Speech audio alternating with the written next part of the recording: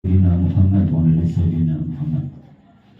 Alhamdulillah, pada malam hari ini ucapan terima kasih dari Ahlul Bait, Bapak Ibu semua yang telah hadir memenuhi undangan Ahlul Bait pada malam hari ini, yaitu bertakziah di malam ketiga atas berpulang ke rahmatullah ibunda daripada Bapak Dodi.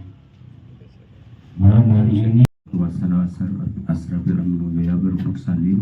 Wa ala alihi washabihi ajma'in. Amma ba'du. Kullu nafsin za'iqatul maut. Inna lillahi wa inna ilaihi raji'un. Kami pada hari Kamis pukul 7.00 orang tua kami yang bernama Ibu Rani Husin pada usia 80 tahun kurang 1 bulan.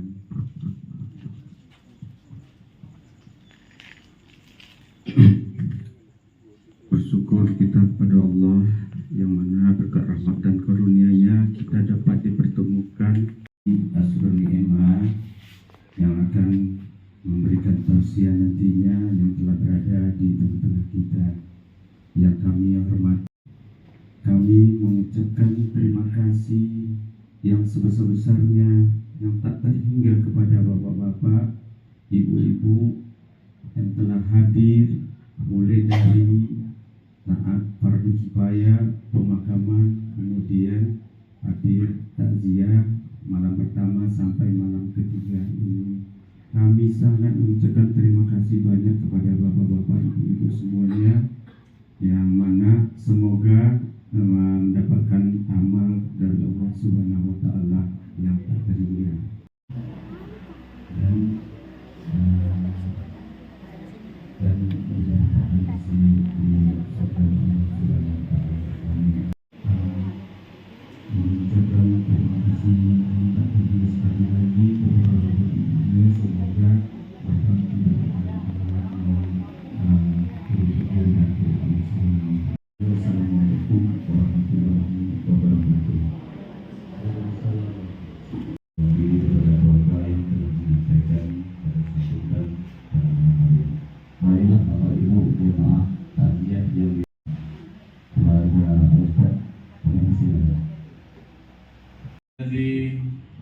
an'amana bi ni'matil iman wal islam.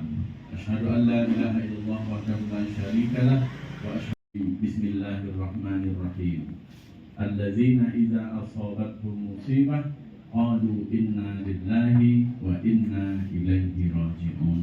Dan kita pada malam hari ini, waktu yang kita keluarkan untuk ke tempat ini, energi yang kita gunakan untuk ke tempat ini mendapatkan pahala dari Allah Subhanahu wa taala dan hendaknya mendapatkan balasan yang berlipat ganda hendaknya. Amin. Amin ya rabbal alamin. Bersalawat kita kepada Nabi Muhammad SAW. Allahumma salli ala Muhammad. Dan disampaikan oleh ustaz-ustaz ketika menyampaikan tausiah takziah, kullu nafsin za'iqatul maut.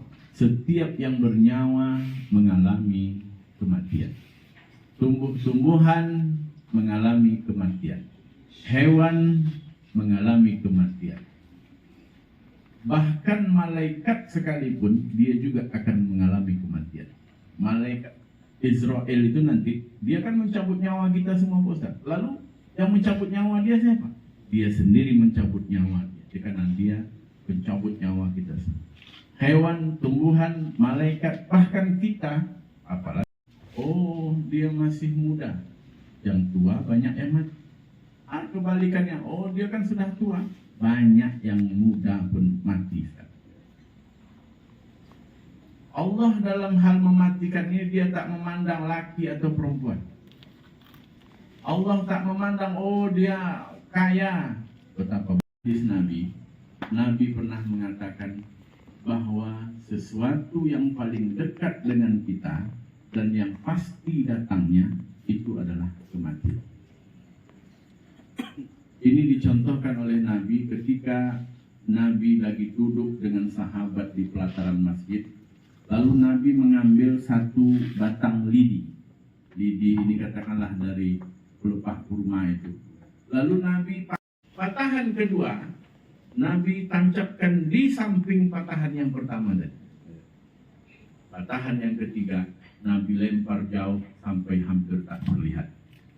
Lalu Nabi bertanya kepada manusia, patahan ranting yang kedua yang aku tancapkan di samping patahan yang pertama tadi, itu adalah ibaratnya kematian. Patahan ranting yang ketiga yang aku lempar jauh tadi, itu adalah ibaratnya angan-angan manusia. Manusia lebih cenderung mengejar angan-angan dia yang jauh, yang belum tentu terwujud. Dan pertama tadi itu adalah ibaratnya manusia. Itu adalah ibaratnya tanda atau ditabrak orang, tapi kita nggak apa-apa, atau kita hanya lecet atau luka. Itu tanda-tanda kematian. Lolos manusia dari tanda kematian yang satu, datang tanda kematian yang lain. Sampai pada akhirnya manusia itu sampai pada garis. Garis itu tadi dah disebut dengan garis tua. Tak ada orang tua yang tak mati. Pasti mereka akan mengalami kematian. Yang tak mengalami kematian itu adalah hawa nafsu. Itu tak pernah habisnya, dia ada. Maka dari ayat ini, dari dua contoh hadis ini, bahwa satu yang pasti, yang dekat dengan kita, itu adalah kematian. Dan yang jauh itu adalah angan-angan. Tapi jangan pula setelah ini, besok hari Ahad, Senin ditanya istri kita, abang nak masuk kantor bang, abang nak ke kebun, abang nak buka ruko, awak kan mati, tak usah. Kita harus tetap bekerja, tapi kematian. Nah, Bapak Ibu yang Allah muliakan, maka kematian ini adalah bertekad, berazam, menyiapkan bekal kita untuk menghadapi kematian. Takziah malam ini yang ingin saya sampaikan adalah bahwa orang yang cerdas itu bukan orang yang IQ-nya, TOEFL-nya sampai 550.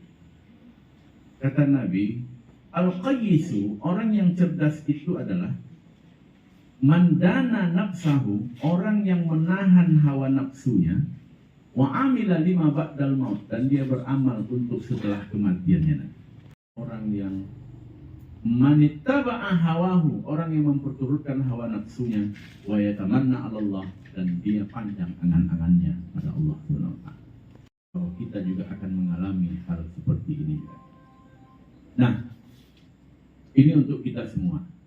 Untuk ahli duka, ketika mendapat berita bahwa berpulang ke rahmatullah orang yang kita cintai, kalimat yang pertama sekali keluar dari mulut kita adalah kalimat istirja. Inna lillahi wa inna ilaihi raji'un. Lalu apa yang harus kita perbuat untuk almarhum ini, yang almarhumah yang sudah meninggal dunia ini? Pertama, apa yang dia sukai, kerjakan. Suka dia bersilaturahim, menyambungkan silaturahim, suka dia bahasa kampung awak bertanda, datang ke rumah si fulan, datang, lakukan apa yang dia sukai. Jadi ada sebuah cerita, ada almarhum itu, almarhumah itu sudah meninggal dunia. Ketika dia meninggal, apa komen orang tentang dia? Dia ini waktu hidup, selagi masih ada jalur oplet ke rumah saudaranya itu, datangnya. Untuk apa? Sekedar bersilaturahmi. Apa kata perawat? Baru saja pulang nih. Ibu itu baru saja pulang, kakak ipar itu baru saja pulang. Oh, dia udah bawa makanan ini untuk dimakan oleh kakak ipar. Lalu rumah dia itu Jalan Hang Tuah, Jembatan Sail, mendaki sebelah kiri Bambu Kuning, sebelah kanan Angkatan 50. Masuk ke dalam itu tak pula ada oplet. Berjalan dia ke dalam itu 5 kilo ke rumah kakak ipar. Dia antar itu gulai sempodeh itu untuk biar taubik selero kakak ipar. Dia balik. Ketika adik iparnya ini meninggal, kalimat itu itulah yang keluar dari mulut kakak ipar. Dia ini selagi masih ada jalur oplet ke rumah saudara itu, dia jalan, dia kunjungi, dia datangi saudara. Rumah itu ada berpesan, sedekahkan hartaku, infakkan hartaku, sisanya turun bagi-bagi laksanakanlah, karena itulah yang dia tunggu, amal jariah, kiriman pahala sedekah dari anak-anak yang soleh dan solehah. Bismillahirrahmanirrahim. Alhamdulillahirabbil alamin, arrahmanirrahim, maliki yaumiddin, shiratal mustaqim, shiratal ladzina an'amta 'alaihim ghairil maghdubi 'alaihim rabbil alamin. Taqabbalallahu minkum.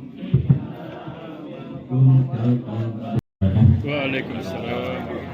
Bapak Ibu para petakziah yang dirahmati Allah Ta'ala, marilah acara demi acara telah kita lalui bersama. Terima kasih yang sebesar-besarnya kepada Bapak Ibu dan semua yang telah hadir bertakziah pada malam ketiga ini. Alhamdulillah acara telah kita lalui bersama. Dengan ini sudah yang sebesar-besarnya. Bapak Ibu yang dirahmati Allah, yang mungkin saat ini tidak mempunyai kesibukan yang sangat berarti, dengan ini kami persilakan untuk sambil-sambil duduk bercengkrama, sambil-sambil kita bersilaturahmi dan menghibur juga kepada ahli baik.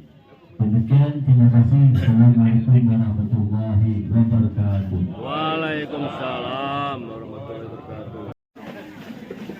Dan berakhirnya kemudian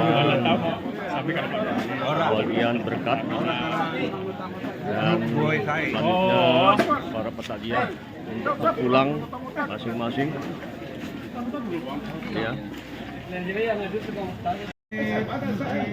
Apa namanya, pasar pagi itu, pasar kaget dulu. Oh lewat. Nah, dikit.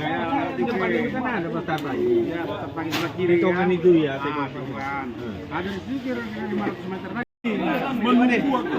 Menunggu aku 3 jam deh. Tapi yang melihat Pak Denny duduknya lain, bukan duduk ini. Lepak. Gitu yang Pak Doni. Oke Pak, makasih Pak ya. Ya, izin, Pak Ji.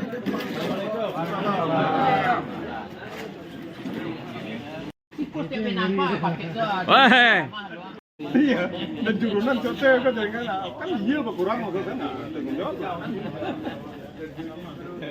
Bagusnya aja. Pak Eri ada sana. Itu di kolam pancing Kedidai. Mancing kolam itu enggak mancing. Kok dapat yang jatuh. Mancing seru kan, mancing ikan liar ini. Ngopi loh. Juga ngopi. Gua enggak pasor.